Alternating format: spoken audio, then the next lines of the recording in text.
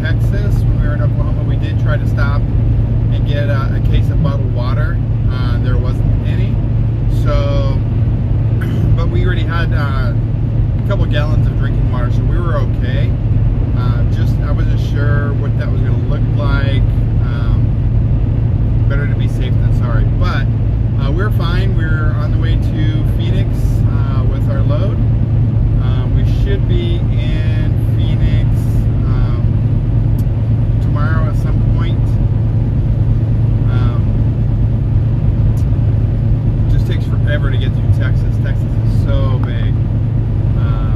I probably will drive my full shift through Texas and not even get out of it before Alex jumps on. And then getting through Albuquerque, and then we're going to be going up through Tucson into Phoenix. So anyhow, so just an update today, see how everybody's doing, kind of do a check-in, let you know what's up with us. Let's see, yesterday we got into Texas yesterday earlier than I projected, so we really had a nice downtime. We got in about 4 hours earlier than I projected, which allowed us to drop our trailer off, and because they didn't have an empty trailer for us, it made it really easy to find a place to park. We ended up staying at a Quick Trip that had truck parking. It was real nice. So we got to go in there. We both got quite a bit of rest. I got to play a little bit of my video games. Got to watch a little bit of Netflix. And then last night Alex slept pretty much for the full day because then he drove last night. And then about 8:30 this morning, Central Time, I got up and took over driving. Another thing that we saw quite often with this cold snap is that a lot of the stations closed their DEF pump, the DEF, diesel exhaust fuel is what it stands for. Basically, it's required to help the clean emissions. It cleans so you're not blowing the black smoke out of the engines for the diesels. So it helps eliminate that by burning away the extra soot and all that leftover stuff. Anyways, so it's also important because your truck will not run without DEF. And a lot of times when you go to the pump, you do your diesel, and then also at the same pump is another handle where you'll do your DEF. And it's quite a bit cheaper doing it bulk that way, because normally it's between $2.50 and $3 a gallon.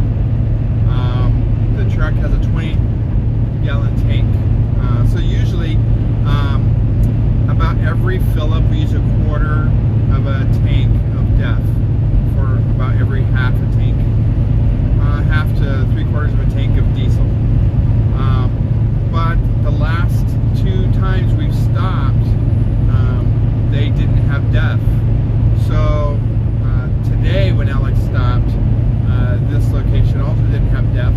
So we had to buy DEF in the jug, and it comes in 2.5 gallon jugs in the store. But dang, that thing is expensive. 2.5 gallons was $22. And because we filled, and that 2.5 gallons only gave me 1/8 of a tank.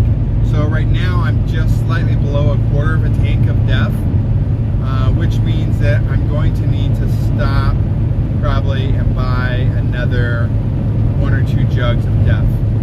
It's not a big deal. It's kind of a pain because I can't use the corporate card at the pump and buy it. I have to call in for an authorization if I want to use the corporate card and tell them the exact amount, and they load that amount on the card. Or what I do is I just throw it on my credit card and I submit my receipt, and then what they do is they reimburse me on the paycheck. It's much easier, less time consuming, because even if I go inside, this is what I want. I need the total to call in, let them know this is what I'm buying, this is the total amount, then I have to wait for that amount to get loaded onto our comm data card, and then I can go back in and purchase it. Where if I just go in, purchase what I need, throw it on my Discover card, I shoot my receipt to my my driver leader, she sends me back an authorization, I put it on there, and then when I send up my paperwork for this load, I include that those receipts, and then the next paycheck they reimburse me. So it's a lot less trouble to do it that way. It's quicker. I don't want to be sitting around for a half hour at a station waiting for an authorization, running in and out trying to get information. So that's what I do. It's not a huge deal. It's just it's much easier to do it at the time you're fueling. It's just to take another handle, you put it into your def tank, fill it up. But you know what? It is what it is. At least we didn't run into issues with power. One thing I was worried about taking that emergency food to Texas was there was a list, like huge amounts of truck stops that were closed because of the power issue. And then now also with water, a lot of public businesses cannot operate without water. You have to have running water for it to be a sanitary situation to allow people in. So, but we didn't run into that issue. In fact, the Loves that we've stopped in, we're still doing showers. So I guess just in the area that we were in, didn't have that issue. So yeah, so we're good. Just heading on down the road. So that's kind of what's going on with us. We are going to, like I said, we're going to be in Phoenix for a couple days because two things. Number one, we need to put the truck in the shop. For a while, and I think I talked about this on a video maybe a couple days ago, but the cruise control in this new truck, it craps out when it gets below 20 degrees. It comes up and says there's a radar problem, and sometimes when that happens, there's something on the bumper, or there's snow on the bumper or something, but it's clean and clear on the bumper. It's just when it gets that cold, it causes a malfunction. So it's the way it's always been on this new truck that we've had. We've put it in the shop before, and they said it's nothing wrong. But again, because we don't usually get up to where it's that cold unless we're real far north, and by the time we get to where our shipment's going, it's warm and it's not an issue. So we just said, whatever, rather than trying to fight with them. Plus, it's not considered an essential function. Yeah, cruise control is nice, but you can put your foot on the pedal, manage your speed, and do fine, right? The difference is your fuel economy. So, but this time when so we've been in super cold weather, right? With all this cold snap, we've been all over, and it's been in the negatives and the low teens is what we've been driving in for the last week. Well, yesterday, when we started actually getting warmer, 50 degrees, I turn off the truck. Usually you turn off the truck, let everything reset, turn it back on, and it would reset and it would be fine. Nope, it still came up with the default, or with the error. So I also did, we got, like I said, we were parked yesterday. It was 75 degrees where we were yesterday in South Dallas, south of Dallas. And still, that every time the truck would start, just to get the air conditioner going, because it has an auto start where it maintains the temperature in the truck, the beep would go off saying the cruise control is malfunction. It needs to be serviced. So I think that probably when we just took it in to have the 50K maintenance, there was a little plastic piece on the bottom that broke. Like when we were parking or something, probably that piece, because you have to get real close to a curb sometimes, and pulled that off. I think that when they replaced that, they must have either disconnected the sensor, the radar, to replace that and didn't hook it back up, or the sensor is actually out now and it's bad. Either way, our new bonus structure for performance, or driver performance, to get our increased bonus every month, part of that is our fuel economy. One of the tools of maintaining a high fuel economy is using cruise control. That's a tool I do not have access to. So when I called and talked to my driver leader, I was ready to get some pushback about, well, cruise control is not a necessity, but yet for me it is, because it's a tool to help my economy, my fuel economy, to meet my goal. And if I don't have all tools available, that's not a fair assessment of my performance. So I went ready with that discussion, and I told her, and I said, so I need to put the truck in the shop. She says, oh, absolutely, no problem. I love her so much. She is amazing. Actually, I love this company. I'm so used to having to justify things with, being in management. You need to know what you're doing. You need to have justification. You need to have it mapped out. This is why I'm doing it. This is what happens if I don't do it. This is the cost of what it's going to be. This is the cost if I don't do it. So I'm used to having all that assessment ready, and ready for this argument, and ready for any pushback. I don't get it here. Probably because I'm not in that position. I'm kind of the low guy in the totem pole. I'm the steering wheel holder, running cargo back and forth. I don't know. But I just love it, because when I need something, she takes care of me. Hey, I need to get a hotel. That's okay, send me your receipt. Okay. So, we're not taking advantage of the situation, but at the same time, it's not difficult.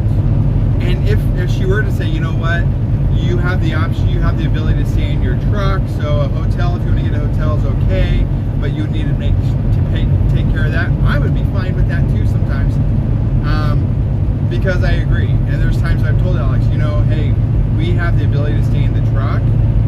Now, one thing I will say is that depending on the weather, if it's nice and cool, we can pop the windows in the back and the vents in the back, and the truck will stay cool. But as it's warming up, to stay in the truck, you have to have the truck idled for the air conditioner to work.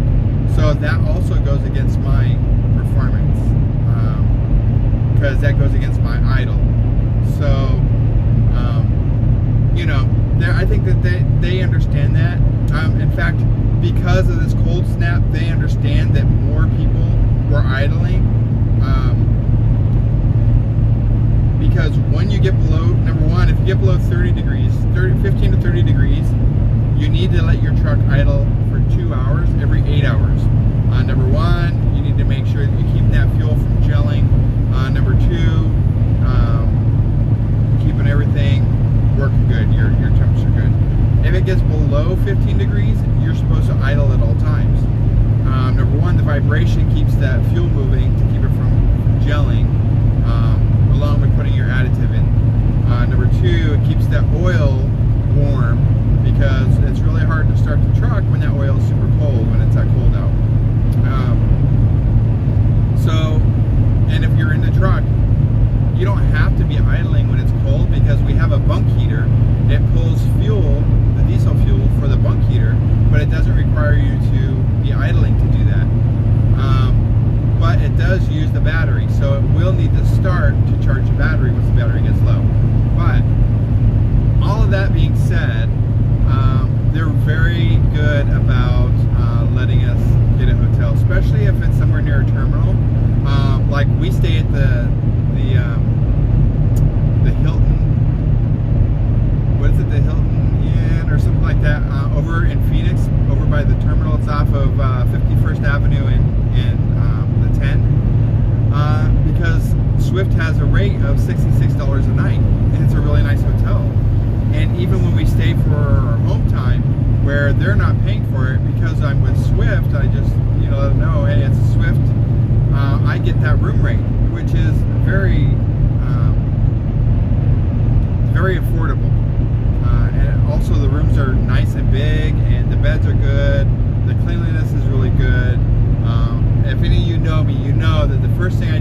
walk to a hotel room is I flip the sheets and I look at that mattress and I look at the seams to make sure there's no bed bugs. I cannot deal with bugs, and especially bed bugs. Especially imagine dragging bed bugs into the truck where we have nowhere to go. We would be stuck here with them at all times. So it's super important that we do our due diligence anytime we go somewhere. Even at the one that I go to, even though I know that they're super clean, I still walk into that room and I flip the sheets up on the corner and I check my seams and I look around the area where bed bugs are common and inspect. You know, it's that time that you don't do it is when you end up getting it. And it only takes one, get it on your clothes, to come in and to get a little bit of blood and get those eggs laid out, and then you're in trouble. And to get rid of them it's super difficult. So that's always why my mindset was always staying at a nicer hotel. But then looking at bed bug lists, I've seen nice, expensive 5-star hotels still have a bed bug outbreak. It only takes one person coming in, sleeping in that bed that has bed bugs in their suitcase, because if you have it in your house, you're probably going to have them crawl up in your clothes, in your suitcase. Now I'm itching. In order for that to, you know, get out into a room. And just because it's a nice, expensive room doesn't mean it's going to be bed bug free. Now, them keeping it clean and checking it and doing regular checks is important. But that's also, I need to make sure I do my check. Anyhow, boy, I'm just jumping everywhere today. Probably because I'm on my second bang. And so I'm nice and caffeined up.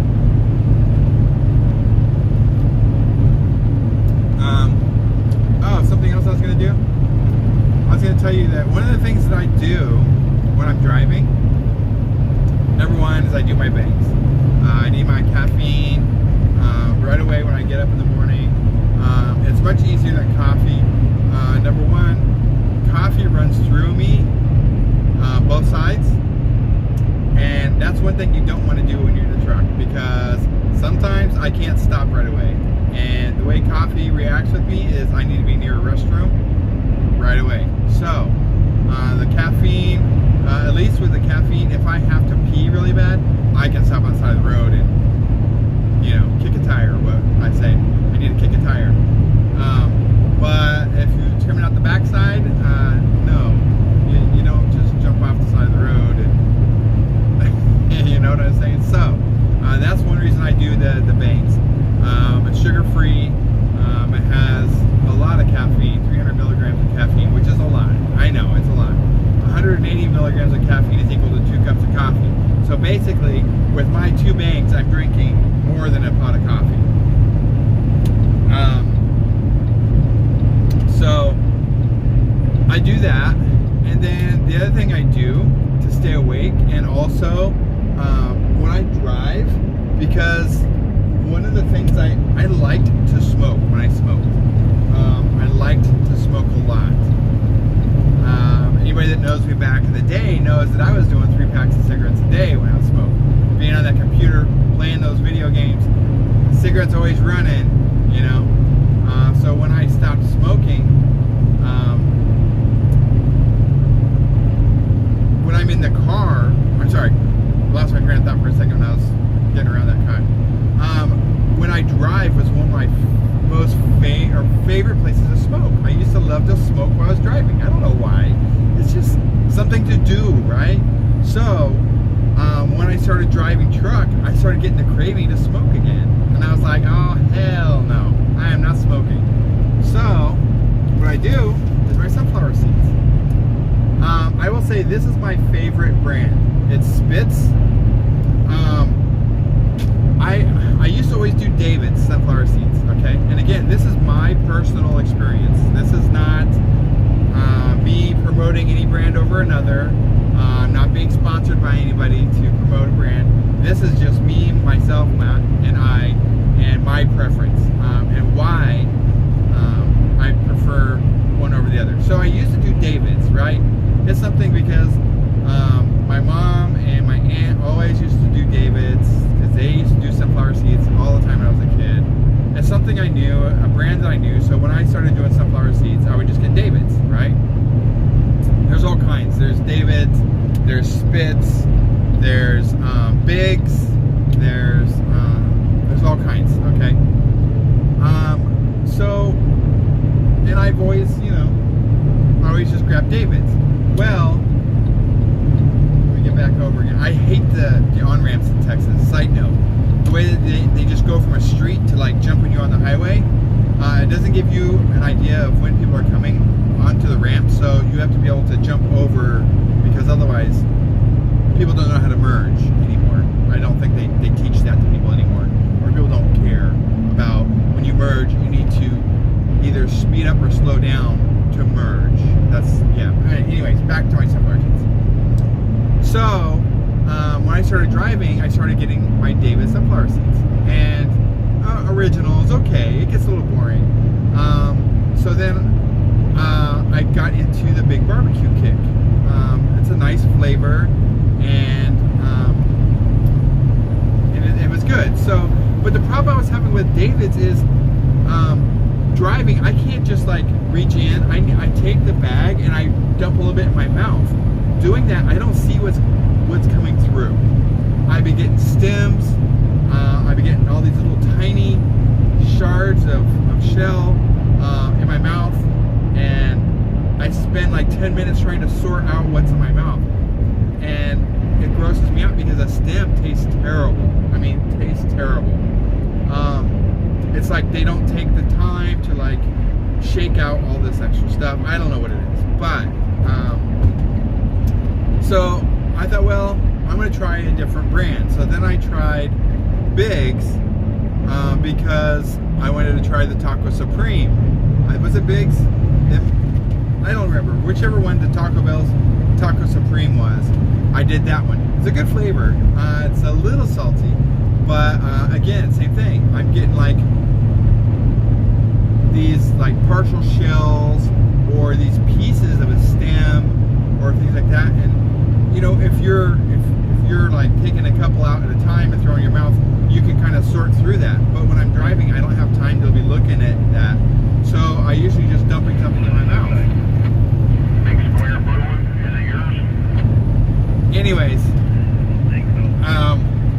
something come over the CV, just people talking. Getting close to a truck stop, so. Anyways, so I tried Spitz. I will tell you that I really like Spitz because it's like they go through and their seeds are whole. It's a good flavor. It's not just a coating. It's almost like they like soak them in the flavor, because even inside the seed, the flavor is inside the seed. Where David's, it's like they cook the sunflower seeds, bake them, and then they throw them through flavoring, which goes on the outside, and then the inside is no flavor, which is cool because sunflower seeds, I like the taste of just the sunflower seed. But when you get the flavors and you dump some in your mouth, that flavor goes away quick, and then you're chomping on just like, you can kind of taste the woody flavoring of the shell. So it's nice to continue to have flavor throughout. Spitz does a really nice job with that. I have flavor all the way. Also very minimal pieces of shell that's not intact in Spitz. And I'm not talking just like 1 or 2 times. I'm talking, I have been down probably the last couple months. I only get Spitz. And for the longest time, I don't like their chili lime. I will tell you that much. The chili lime one I do not like. I threw away a whole bag. I don't like it. But the barbecue, it's a really nice flavor. It's a sweet, smoky flavor. So I've been doing that for a long time. Well, we stopped and I asked Alex to grab me some seeds. Well, they didn't have the barbecue. So I've been eyeing this cracked black pepper for a while. Okay, I like pepper, but I was like, pepper seeds, I don't know how that would taste. So I told Alex, I said, yeah, go ahead and get it for me, because the only options they had was the original, which original's okay, but it just gets boring. They had the cracked black pepper and they had the chili lime. Well, I didn't want the chili lime, so I flavor. I think that I'll probably be alternating between the cracked black pepper and the barbecue with Spitz. It's amazing. It's a very strong peppery flavor, but it's really good. So anyway, that's what I do. I drink my bangs. I do my sunflower seeds. It keeps me from chewing my nails because I'm a nail biter. If I get bored and I'm sitting here, I'm gonna bite my nails. Right now, this keeps me from biting the nails, which is gross. I know, it's gross, but I don't even realize I'm doing it sometimes until I'm like, ew. Especially, you know, doing the work that I do. Sometimes I'm out there and I have oil or grease or fuel on my hands, and it tastes terrible. So, there's that. So, my sunflower seed review for you. I say give it a try yourself if you're into sunflower seeds. Try out that cracked black pepper. It's really good. Spitz, I enjoy the way that they, number one, their seeds are a little bit longer. The seeds, the nut itself is not as big as the seeds are in the David's seeds, but the seed itself, when I go to put it in my mouth, I'm not trying to sort out stem pieces and shards of shell and little pieces of shell where it's like I can't enjoy it. I don't enjoy it when I have to do that when I'm driving, because I'm sitting here like it's like getting a hair in something, you know? It grosses me out. But anyhow, well, okay, well, I think I am done rambling on for today. I'll go ahead and get out of here, heading on down the road. But I'll touch in with you guys again tomorrow. Oh yeah, the vaccine update, just same things really. Just one of the things they're saying is the UK variant is going to be the prominent strain here by end of March. So they're thinking they're going to see another increase in infection come April, because this new variant is more contagious,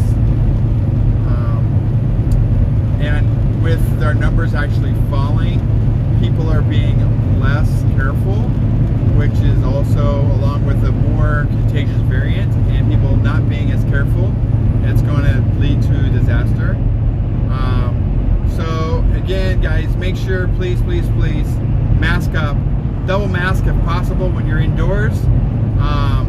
If you're outside and you're away from people, it's cool probably not to have a mask. I know that when I get out of the truck stop and I'm on my way up to the truck, I'm not going by anybody else.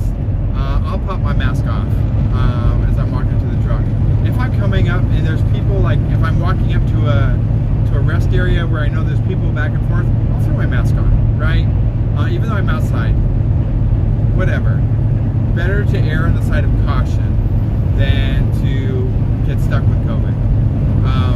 But if you're indoors, low ventilation, around a lot of people, there's very little movement, really try to double mask. They're saying a surgical mask with a cloth mask over works great. You have a 90% chance of not getting it when you do it this way. A single cloth mask indoors, you're only protected about a 40% chance of not receiving, getting COVID. So also make sure your mask is fitting good against your face. You shouldn't have any open gaps. They're saying on the cloth mat or the paper masks, if you tie the string close to where the mask is, it'll hold it closer to your face. If you're double masking, and I have a mask that fits up pretty good, if you're double masking with something, as long as it keeps it close to your face, you're good. I see this like insert where you can put it inside your mask. They say it's a lipstick saver, but really, if you don't like that mask against your face, using that little plastic insert is okay as long as your edges are down. So if you're using something like that with a mask, I would do something else over, like Alex likes to wear the neck guard. Wearing a mask and then pulling that neck guard up, you're not having any open spaces, and you're having a really good fit, and also that guard is keeping it away from your nose and your mouth, so you kind of feel like you're not being suffocated. That's cool. Again, hand washing. My hands are so dry because I'm constantly, every time I stop, I'm washing my hands. I'm throwing sanitizer on it, and I'm just socially distancing. You know, I will always social distance. When I'm in line at the truck stop to get to the cashier, I always stand far back. And my biggest thing is people be up on my ass. Okay, take a picture; it lasts longer. You don't need to be up on it. I will actually look back and give them a look and step away from them. I'll sidestep from them to give them an idea of you're too close. And if I have to say something, I can ask them, hey, can you back up, please? Because I'm that bitch, and I'm not afraid to do that. Anyways, so it's super important. But, hey, I just want to say I love you guys. Have a good day. I'll talk to you again tomorrow. I'll do another update. Ciao.